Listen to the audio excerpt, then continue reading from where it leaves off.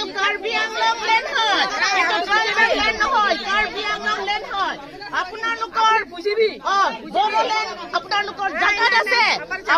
যিহেতু বড়ো আৰু কাৰ্বিৰ মাজত কাৰ্বি আংলঙত এটা ঘটনা নিউজত এতিয়া ভাইৰেল হৈ আছে, তাৰ বিষয়ে কি ক'ব? কাৰ্বি আৰু বড়োৰ মাজত কেনেকুৱা মিলা প্ৰীতি থাকিব লাগে? এইটো কাৰ্বি মাজত বুলি আপুনি ক'ব নালাগে, এইটো হ'ল বিজেপি সকলৰ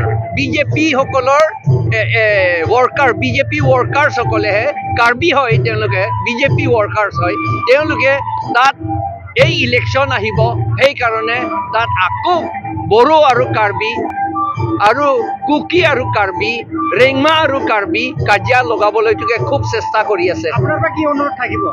আমাৰ অনুৰোধ আমি সজাগ হ'ব লাগে, চুপচাপ থাকিব নালাগে। আমি কাম কৰিব লাগে যে ট্ৰাইবেলসকলৰ মাজত কাজিয়া হ'লে আমাৰ একো নহ'ব, কোনো ছাকচেছ নহ'ব।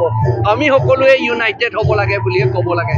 ছাৰ, আমি যিহেতু ৰাজনীতিৰ বাবে কিছুমান যিটো সমস্যা সন্মুখীন হৈ আছে, এইটো আমি ট্ৰাইবেল হিচাপে ৰক্ষণা কৰিবৰ কাৰণে কি ব্যৱস্থা লোৱাটো অতি প্ৰয়োজন?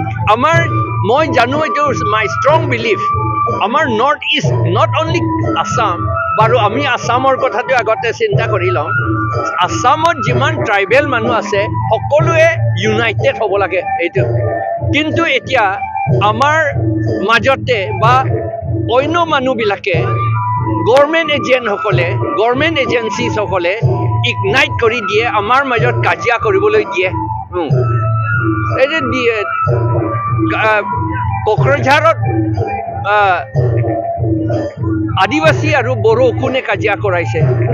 কাৰ্বি আংলঙত বড়ো আৰু ডিমাচা আৰু কাৰ্বিসকলক কোনে কাজিয়া কৰাইছে?